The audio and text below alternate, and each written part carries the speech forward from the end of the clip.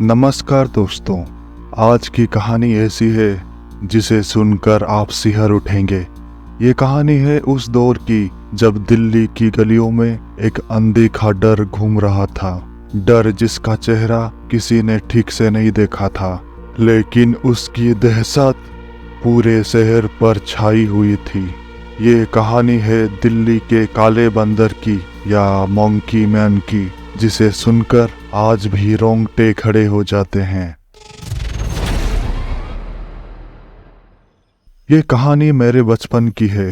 आज जब मैं इसे याद करता हूँ तो ऐसा लगता है जैसे कोई बुरा सपना था, पर वो सपना हकीकत से कम नहीं था। उस समय में बच्चा था, मगर उस खौफ का हिस्सा बन चुका था जो पूरे शहर में फैला हुआ था। आज आपको बताता हूँ कि कैसे उस दौर में एक बंदर ने पूरे दिल्ली शहर को डर के साये में जीने पर मजबूर कर दिया था। साल 2001 की बात है। दिल्ली की गर्मियां वैसे भी बर्दाश्त से बाहर होती है, लेकिन उस साल का मौसम कुछ अलग ही था। वो अप्रैल मई का महीना था जब पारा 45 डिग्री तक पहुंच गया था। गर्मी के चलते लोग अपने अपने घरों की छतों पर सोने का इंतजाम करने लगे थे। बिजली की कटौती आम बात थी और बिना पंखे के घरों में बैठना मुश्किल हो गया था। लेकिन गर्मी की इस तपिश के साथ एक और चीज धीरे धीरे लोगों की जिंदगी में घुसपैठ करने लगी थी। पहली घटना पूर्वी दिल्ली के एक पुराने मोहल्ले में हुई थी। गर्मियों की एक रात जब बिजली कट गई थी, एक आदमी अनिल अपनी छत पर सो रहा था। आसपास का माहौल सन्नाटे से भरा हुआ था, जैसे कोई जानवर अपने शिकार का इंतजार कर रहा हो। वो आदमी अंधेरे में लेटा हुआ था। अचानक उसे अपनी छत पर किसी की मौजूदगी का एहसास हुआ। उसने ध्यान से देखा तो एक बड़ी सी काली आकृति उसके पास आई। उसका दिल तेजी से धड़कने लगा और वो समझ नहीं पाया कि आखिर वो क्या देख रहा है। वो कोई इंसान नहीं था, पर बंदर भी नहीं था। उसकी चाल अजीब थी, जैसे वो दीवारों पर एक छलांग में चढ़ सकता हो। उसकी आंखें लाल चमक रही थी और उसके नुकीले पंजे दिखाई दे रहे थे। अनिल ने चिल्लाने की कोशिश की, लेकिन उसका गला जैसे बंद हो गया था। इससे पहले कि वो कुछ कर पाता, उस काली आकृति ने उस पर हमला कर दिया। वो आदमी चीखे लगाने लगा। वो आदमी लड़खड़ाता हुआ गिर पड़ा। वो खुद को बचाने की कोशिश करता रहा, लेकिन उसकी हिम्मत जवाब दे गई। ये घटना बस एक शुरुआत थी। अगले कुछ दिनों में ऐसी ही और भी घटनाएं सामने आई और धीरे धीरे पूरे मोहल्ले में इस काले बंदर की चर्चा होने लगी। लोगों को समझ नहीं आ रहा था कि ये कोई जानवर है, इंसान है या फिर कुछ और। शुरुआत में ये बस एक अफवाह की तरह आया था। किसी ने कहा कि उसने एक अजीबोगरीब आकृति को रात के अंधेरे में देखा जो किसी इंसान जैसी दिखती थी, लेकिन उसकी हरकतें बंदर जैसी थी। लोग इस बात पर हंसते थे। आखिर एक बंदर से क्या डरना। दिल्ली जैसे बड़े शहर में ये बात बस एक मजाक लग रही थी, पर धीरे धीरे उस मजाक ने ऐसा रूप धारण किया कि लोग अपने घरों में दुबकने पर मजबूर हो गए। अफवाहें फैलना शुरू हो चुकी थी। ये खबरें धीरे धीरे दिल्ली के दूसरे हिस्सों में भी पहुंचने लगी। गाजियाबाद, नोएडा तक इस काले बंदर की कहानियां सुनाई देने लगी। हर कोई कुछ न कुछ नई कहानी सुना रहा था। किसी ने बताया कि उसने उस पेड़ के ऊपर उस काले बंदर को देखा, तो किसी ने कहा कि वो छतों पर छलांग लगाकर एक घर से दूसरे घर में घुसने की कोशिश कर रहा था। कुछ लोग कहते थे कि उसने लोगों पर हमला किया और उन्हें घायल कर दिया। किसी ने बताया कि उसकी लंबाई आम इंसान जितनी थी और उसका शरीर बंदर के जैसा, मगर उसके हाथ पैर इंसान जैसे थे। कोई कहता कि वो 8 फीट लंबा था, तो कोई कहता 4 फीट लंबा। इस तरह की कहानियां हर गली में गूंजने लगी। तब की टीवी और अखबारों में भी काले बंदर की चर्चा होने लगी। दिन प्रतिदिन काले बंदर का खौफ बढ़ता जा रहा था। उस समय के अखबारों की सुर्खियों में अक्सर इस काले बंदर के हमले की खबरें छपती थी। कुछ लोग मानने लगे कि ये बंदर नहीं बल्कि किसी सिरफिरे इंसान की करतूत है। अक्सर रात को हम छत पर सोते थे, लेकिन अब हर कोई डरने लगा था। अजीब सी दहशत थी। मोहल्ले में रात को पहरेदार तैनात होने लगे थे। लोग अपनी छतों पर जाल लगाने लगे ताकि काला बंदर उनकी छत पर ना चढ़ सके। ये डर एक अंधविश्वास की तरह फैल चुका था। हर दिन एक नया हमला होता और नए नए किस्से सुनाई देने लगे थे। किसी ने बताया कि काला बंदर दीवारों पर चढ़ते हुए एक से दूसरी छत पर छलांग लगाता है, तो किसी ने कहा कि उसने एक व्यक्ति की गर्दन पकड़कर उसे नीचे गिरा दिया हो। इस अफवाह का डर इतना बढ़ गया कि कुछ लोग अपनी जान से भी हाथ धो बैठे। एक रात नोएडा में एक गर्भवती महिला ने डर के मारे छत से छलांग लगा दी और उसकी मौत हो गई। गाजियाबाद में भी ऐसा ही एक मामला सामने आया। कहते हैं जब कोई चीज समझ से परे हो जाती है तो डर और भी गहरा हो जाता है। लोग काले बंदर के बारे में जितना सोचते उतना ही डरते। हर रात एक नई दहशत लाती थी और ये खौफ सिर्फ आम लोगों तक सीमित नहीं था। पुलिस तक को अब इस मामले की गंभीरता का एहसास होने लगा था। दिल्ली पुलिस ने जब इन घटनाओं की छानबीन शुरू की तो पाया कि ये मामले बिल्कुल रहस्यमयी थे। कोई ठोस सबूत नहीं मिल रहा था, लेकिन लोगों की गवाही में एक चीज सामान्य थी। हर किसी ने उस काले बंदर को देखा था। उसकी शक्ल और हाव भाव अलग अलग लोगों की नजरों में अलग थे, लेकिन उसका आतंक हर जगह एक जैसा था। पुलिस ने गश्त बढ़ा दी थी। रात को गश्त करने वाले पुलिसकर्मी अपनी आंखें गड़ाकर उस अजीबोगरीब आकृति को तलाशते जो काले बंदर के नाम से कुख्यात हो गया था। न्यूज चैनल वाले हर जगह कैमरा लगाते और उसको कैप्चर करना चाहते थे।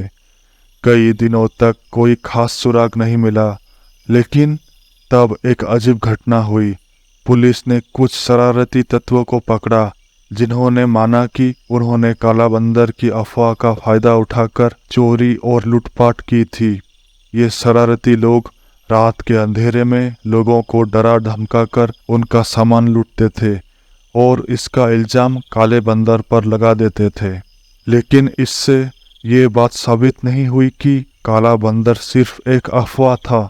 कई घटनाएं ऐसी भी थी जिनमें कोई इंसानी दखल नहीं दिखता था। काले बंदर के आतंक ने अब पूरे शहर को अपने चपेट में ले लिया था।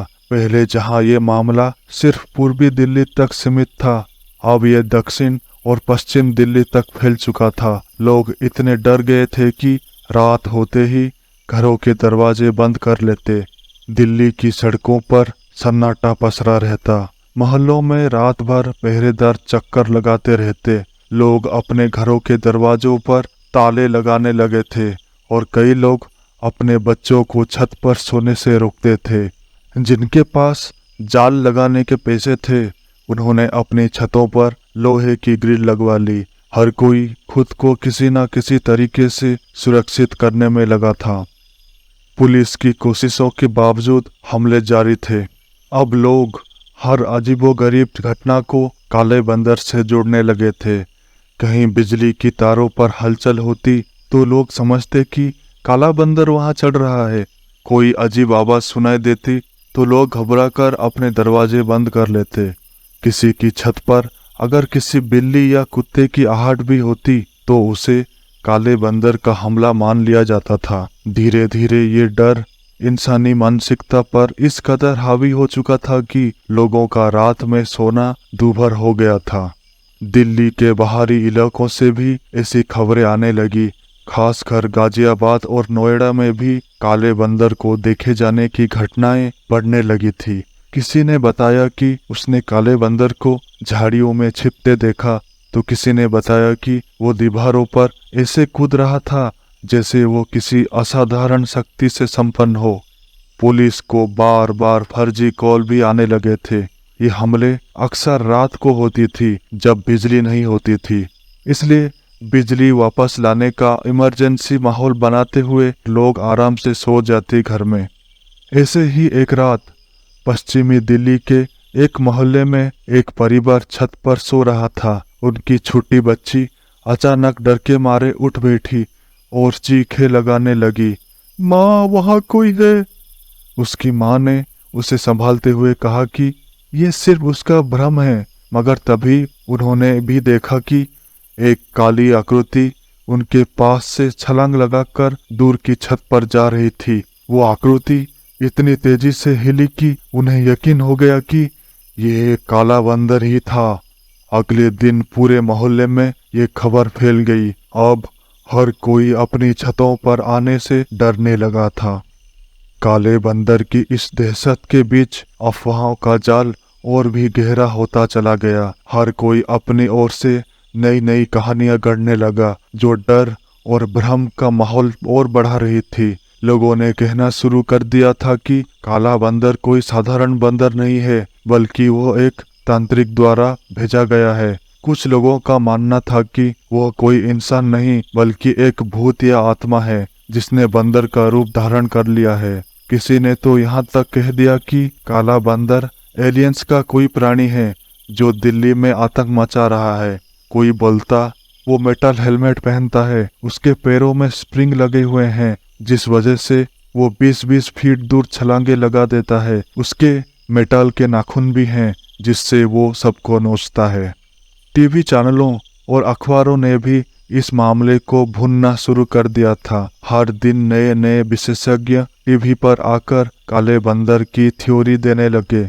कोई कहता कि ये एक शरारती गैंग है जो रात को मास्क पहनकर लोगों को डराने का काम कर रही है, तो कोई इसे इंसान के भय और अंधविश्वास का परिणाम मान रहा था। इस सब के बीच काले बंदर की घटनाएं में भी कमी नहीं आ रही थी, बल्कि अब तो लोगों का डर इस कदर बढ़ चुका था कि किसी को भी किसी अनजानी परछाई या आहट से काले बंदर की याद आ जाती और किसी मासूम की भी पिटाई हो जाती। काले बंदर के आतंक से शहर की पुलिस भी सख्ते में आ गई थी। उन्होंने दिन रात इस मामले की तहकीकात शुरू कर दी थी। हालांकि पुलिस इस बात पर यकीन नहीं करना चाहती थी कि कोई असली काला बंदर है।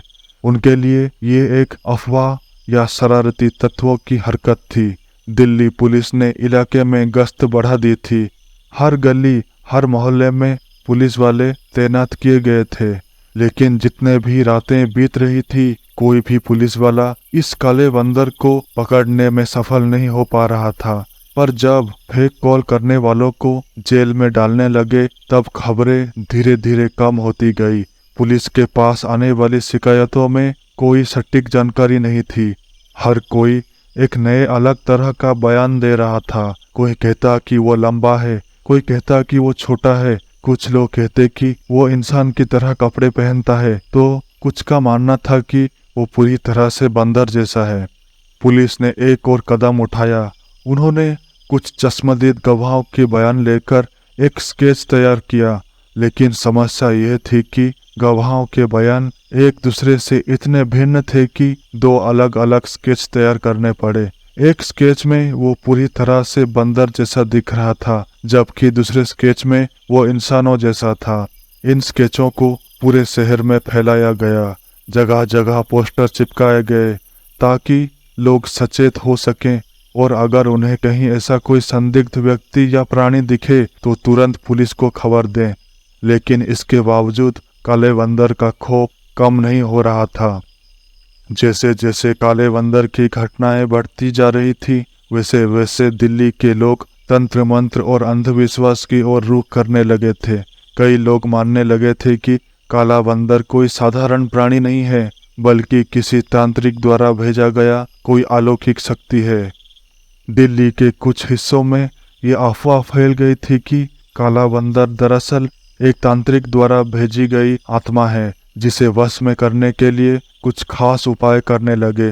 कुछ लोगों ने अपने घरों के बाहर नींबू मिर्ची लटकाने शुरू कर दिए थे, तो कुछ लोग तांत्रिकों के पास जाकर उनसे काले बंदर से बचने के उपाय पूछने लगे थे। रात के अंधेरे में कुछ लोग अपनी छतों पर तांत्रिक विद्या का सहारा लेने लगे थे। वो मानते थे कि अगर वो मंत्र जाप करेंगे तो काला बंदर उनसे दूर रहेगा। लेकिन इस सब के बावजूद काले बंदर का आतंक कम होने का नाम नहीं ले रहा था। कुछ महीनों में पुलिस को फर्जी कॉल को रोकने के लिए लोगों पर कार्रवाई की गई और तब और कॉल आना बंद हो गया। तब कहानियां नहीं मिली, तब की नई प्राइवेट न्यूज़ चैनल वालों को, और न्यूज़ चैनल वाले को ये स्टोरी से उब गए थे और टीवी पर ये काला बंदर का किस्सा समाप्त हो गया। और ये किस्सा ये कहते हुए बंद किया गया कि वो काला बंदर फिर से जंगलों में चला गया। फिर कुछ समय बाद ऐसी घटना आसाम और महाराष्ट्र में भी हमले हुए थे। इसके बाद लोगों में चर्चा होने लगी कि शायद काले बंदर का आतंक खत्म हो चुका है।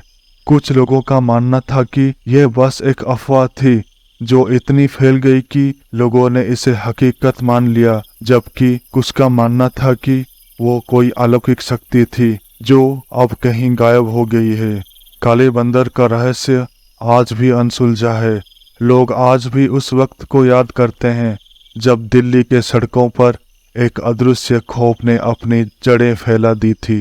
वो भ्रम था या हकीकत, ये आज तक किसी को पता नहीं था, लेकिन इस कहानी का असर इतना गहरा था कि दिल्ली की गलियों में आज भी उस काले बंदर की चर्चा होती रहती है। आखिर वो काला बंदर कौन था? क्या वो वाकई कोई प्राणी था या बस इंसान की बनाई हुई एक डरावनी कहानी? क्या ये सिर्फ अंधविश्वास था या फिर कुछ ऐसा जो इंसानी समझ से परे था? ये सवाल आज भी जिंदा है और शायद हमेशा रहेंगे। काले बंदर का ये किस्सा एक रहस्य की तरह दिल्ली के इतिहास का हिस्सा बन चुका है। डर, भ्रम, अफवाहें, ये कहानी इन सब का मिश्रण थी और शायद यही इसे इतना खौफनाक और रहस्यमयी बनाती है। तो दोस्तों, यह थी दिल्ली के काले बंदर की कहानी। आप चाहे इसे अफवाह माने या हकीकत, लेकिन इस बात को इनकार नहीं किया जा सकता कि उस वक्त इसने हर किसी के दिल में डर बैठा दिया था। हो सकता है कि ये कहानी बस एक अफवाह हो, लेकिन क्या पता कभी अंधेरे में आपके पीछे भी कोई काला बंदर हो। खैर, ये सिर्फ एक कहानी है या शायद नहीं। आपका क्या सोचना है कमेंट सेक्शन में बताइए। वीडियो अच्छी लगी तो वीडियो को लाइक शेयर करें। अगर चैनल पर नए हैं तो चैनल को सब्सक्राइब कर ऑल नोटिफिकेशन को ऑन करें ताकि आने वाली शानदार डरावनी रहस्यमयी कहानियां आप मिस ना करें। अगर आप अपना भूतिया डरावनी कहानी हमें देना चाहते हैं तो ईमेल और इंस्टाग्राम पर हमें लिख भेजिए। हो सकता है अगली कहानी आपकी हो। मिलते हैं अगली वीडियो में एक नई कहानी के साथ। तब तक अपने डर का सामना करें।